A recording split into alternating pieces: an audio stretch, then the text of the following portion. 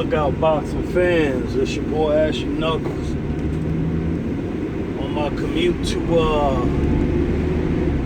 the plant in this piece of shit company truck, knowing they need to go ahead and spend some of that good money that they making off me on a brand new F-250. Need to stop playing. But anyway, man, I wanted to chime in on the situation with Deontay Wilder and Anthony Joshua and the offer that Eddie Hearn made. I would say negotiations, but it takes two to negotiate. So this is not a negotiation. This is actually Eddie Hearn trying to strong arm and jock for position by putting an offer out there, basically because they can. The offer was whether it was for 12% of the entire revenue, or if it was $12.5 million in a fight that has the potential to generate $100 million. It was a lowball offer. Why did they do that? They did that because two things. One, they don't want the fight for sure. Because if they really wanted the fight,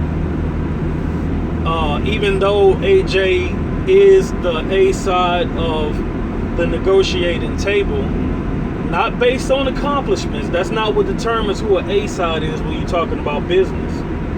Market value determines who an A side is when you're negotiating. And I'll get on that in a minute. But based on the fact that he knows he's the A side, if he really wanted to fight, they would put an offer out there that Deontay Wilder would be a fool to turn down. This was not that type of an offer. But why did they put this offer out there? It's easy. When you never seen $5 million, you can't talk to nobody about getting $5 million. When you never seen $10 million, how you gonna talk to me about you getting $10 million when I could put $10 million into several briefcases and you wouldn't know what the fuck it is because you never seen $10 million? You know what I'm talking about? So in the world of business, okay, the market determines what you're supposed to get. And when you look at the past purses of Deontay Wilder, he never made over $3 million. He never made $3 million in a fight before. Never made even $3 million. When you look at AJ's purses, he's touched $10 million. He's touched $15 million. He's touched $18 million. So what that basically says is that AJ is seeing real money regardless of if Deontay Wilder's name is shared with him as a part of the main event headline. You know what I'm talking about? So at the end of the day, they could strong arm him into taking an offer like that, because outside of Deontay Wilder's name being across from Anthony Joshua's name, Deontay Wilder's not about to see $12 million in no fight, because the market has determined that he is not worth that type of purse. Now, a lot of people get to talking about the ratings and the viewership, but at the end of the day, Eddie Hearn is not going to pay Anthony Joshua $18 million if this money wasn't drawn from somewhere. No businessman is going to take $15 million out of his own pocket and pay a fighter just for the sake to say, my fighter has been paid more than you. No, that's not a businessman. That's a goddamn fool. Okay, the money has to come from somewhere. He's drawing interest from some source. That's why he is worthy of getting these purses. You know what I'm saying? So here's the deal. What determines the market value is drawing interest. That means interest in networks. The networks have to be interested in you. And your ability to put asses in the seats is simple economics. That's what it is. If you're selling out arenas all over, you're going to attract a lot of network attention. You're going to attract a lot of sponsorship. You're going to attract a lot of viewership. Not just domestic, but international. So when y'all bring up ratings, talking about he's only getting a certain amount of viewership, is that Showtime ratings? What about the ratings internationally? Is he pay-per-view in other countries, whereas we get to watch him for free? Like Amir Khan will be watching it for free, and it'll be pay-per-view in the UK. You know what I'm saying? So like I'm saying before, when you're getting paid $15 million, $18 million and the such, the promoter is not just giving him this money because he thinks he's worth it. He's giving him this money because the market is determining that he is worthy of this type of purse, and still all parties involved are going to profit whenever he steps into the ring. Deontay Wilder has not accrued this because the market has not determined that he's worthy of this money, at least yet. But he's gaining a lot of momentum right now, so he could wait it out. You know what I'm saying? But at the end of the day, when you are the A side, when you command the lion's share, you can strong arm whoever your opponent is into taking a fight for a low, what is perceived as a low ball offer. But at the end of the day, are you going to see that money fight anyone else? It's the same thing back when De La Hoya was fighting. You didn't tell De La Hoya what he was going to get, whether he won or lost. It's the same thing that's going to happen right here with Anthony Joshua. If Deontay Wilder takes the 12.5 million or the 12.5%, AJ is not going to take the 12.5 million or 12.5% on the rematch because the market says he ain't got to. Because he's going to see this money that he's making regardless if Deontay Wilder's name is attached to his or not. You know what I'm saying? It's just business. As far as accomplishments, yeah, he has accomplished a lot in the sense of he just unified every other title in the division except for Deontay Wilder. That's major. You know what I'm talking about? And that speaks volumes. So at the end of the day, accomplishments don't tell you how much you should be getting paid. Because I can think back to when Arturo Gatti was fighting at 140 pounds. He was selling out the boardwalk at Atlantic City. He had a big fan base. He was making some really good money. And he had the interest of HBO. The networks were interested in him. He had sponsorship.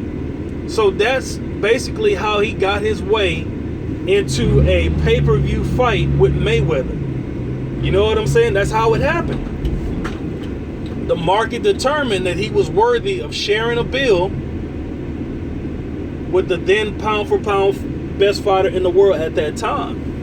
You know what I'm saying? Nothing else. It wasn't accomplishments. If it had something to do with accomplishments, then Costa Zoo should have been sharing that bill with Mayweather for pay-per-view, barring if he was not injured, because around the time Mayweather was fighting at 140, Costa Zoo started having a whole lot of injury problems. That's why we had to wait so long for the Sharmba Mitchell rematch with Costa Zoo. Him being the mandatory and the interim IBF champion.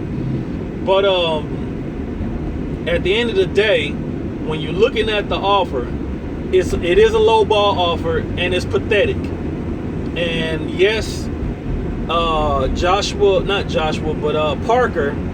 Parker got shown a whole lot more respect, I would say, at the negotiating table. But it's not a negotiating table when they're making offers like this to Deontay Wilder.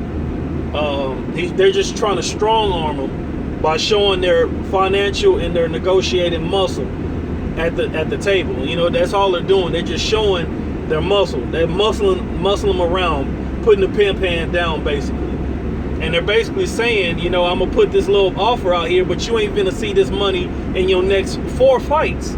So what you going to do? You going to take it or leave it? Step up. And then, you know, that's really fucked up, because putting that offer out there is basically saying you don't really want the fight. Because if you really wanted to fight, you would respect him as a champion in the division and give him a lot more than that. You gave Parker 30%. You should give Deontay Wilder somewhere around the realm of that same percentage. But I'll say that in saying this. We know what Deontay Wilder was getting in his last fights. Did they give Parker 30% based on what he was making in his country? You know what I'm saying? Is Parker selling out arenas where he's from? Is he making millions of dollars where he's from without Joshua's name attached to it, without Wilder's name attached to it? What is his market value internationally? You know what I'm saying? If we don't know these things, then it's hard to say, oh, well, Wilder should get 30% because Parker got 30%. If Parker was seeing 5 million, 10 million in his last fights, then yeah, he's going to be respected much more at the negotiating table because he has a following that's willing to spend their money. It's one thing about being known. It's another thing about being known and having fans willing to come out their pockets to see you fight. That's in terms of merchandise, of course, concessions, ticket sales, pay-per-view buys. Are they willing to do this? Were they willing to do this to Parker in any of his previous fights? Apparently, he had some type of negotiating power. That's why he got respected at the negotiating table. Deontay Wilder has never made $3 million in a professional prize fight. So they feel they can strong arm him, and they can. But at the end of the day, he don't have to take the low ball offer. He could hold out, you know? Now, granted, he can hold out and still make $2 million in his next fight, and he would look like a goddamn dummy if he do that. Or he can continue to try to push the envelope to see if he can get more money and more leverage in order to make the fight. Now, you got Showtime, you got the networks willing to mediate on behalf of both promoters. Why do they want to do this? The network's going to get their money regardless of what fighter's going to get what purse when it comes to pay-per-view. But they're offering to mediate because they know the likelihood of this fight happening with the low ball offer that's out there is slim to none, and they want their cake. They want their money. So they're about to try to step in to try to push the fight through because they're going to get theirs regardless of what Deontay Wilder is being offered. Point blank, period. So at the end of the day, one can only conclude that only one side of the negotiating table really wants to fight. Because if Eddie Hearn and those guys really wanted to fight, there would have been a better offer on the table, an offer that they know that Wilder will be a fool to refuse, and one he will be more likely or more inclined to sign for, without the notion that Anthony Joshua has to take the same percentage if he loses. That's not business. That's not the way it works. When Roy Jones lost, he didn't have to take no low ball offer for a rematch with Tarver. When Oscar lost, he didn't have to take no rematch. He didn't have to take no low ball offer that he offered Shane Mosley or any other fighter that beat him. When Mike Tyson lost, he didn't have to take no low ball offer. It's just business. It's just the way it works. It don't work like what's fair to the fans. It's not always what's fair when it comes to the negotiating table. You just got to understand business. That's just the way it works. Hold up. Morning. Thanks for having me.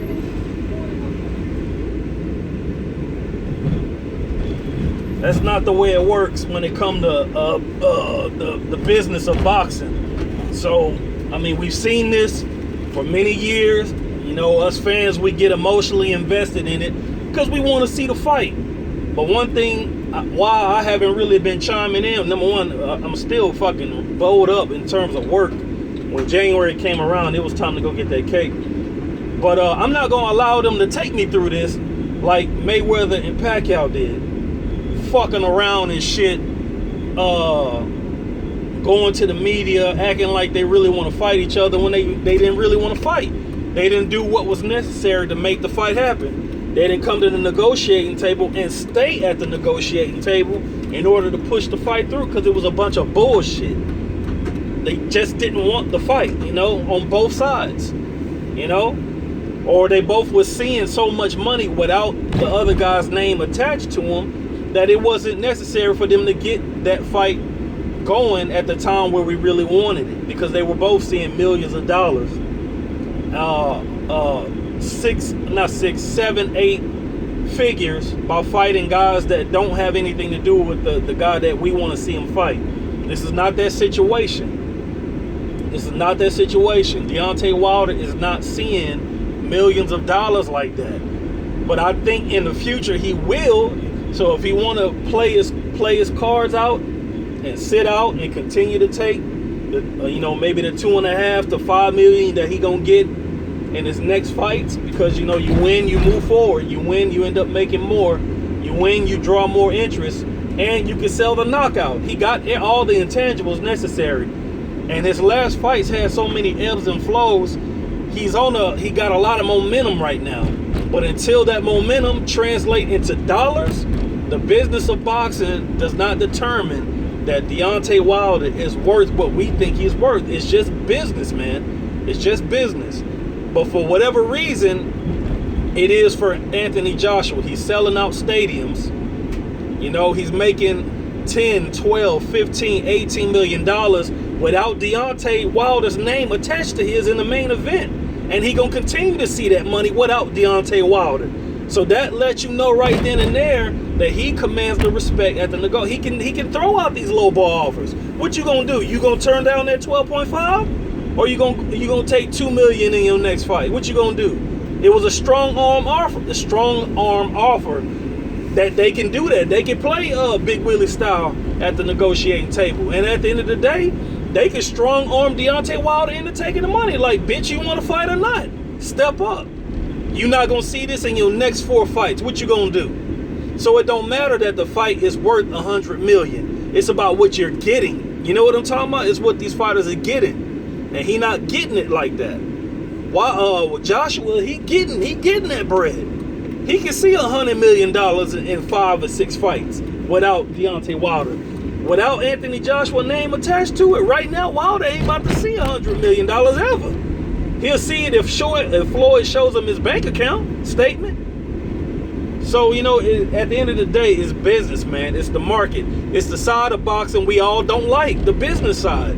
But we all done been through this shit before, man. And I'm not about to allow these motherfuckers to take me through emotional roller coaster. When these hoes fight, they fight when they fight. But I want to give a shout out to the LDBC because of the LDBC throwing up red flags with this lowball offer and the bullshit that's been going on in boxing in terms of negotiation. Now these other media networks are starting to use their outlets to give attention to it as well. Nobody was paying no attention to it until the LDBC was popping out all these goddamn videos left and right, talking about it, drawing the interest. You know what I'm saying? And I want to give a shout out. Motherfuckers is listening, so you guys, you keep doing what you do. Keep doing what you do. Your shit matters, man. The shit you say, it matters. That's why you get hated on so much by a lot of the same media outlets. I don't like them bitches. No way. I done seen a lot of the so-called major media outlets come into the sport, you know what I'm saying, in the 90s. And they didn't know a goddamn thing then. And just because they've been around doing media shit for over 20 years, they think they somebody. But no, you still nobody to me. So, fuck y'all. At the end of the day, LDBC, y'all making shit happen. Y'all making shit move. Because motherfuckers is paying attention whether they agree with you or they disagree with you. They paying attention to you. So keep popping out them videos. Keep doing what you do. Straight like that. But I hope I covered everything. I don't think I did because, I'm on the road. I'm driving. I just got into the plant. I'm about to, go get this paper and shit. But I wanted to just chime in. Whatever points you disagree with, just put it in the comment section, man. I'll try to get to it as soon as possible, man. But you guys keep doing what you do. Holla at your boy Ash, man. I'm out.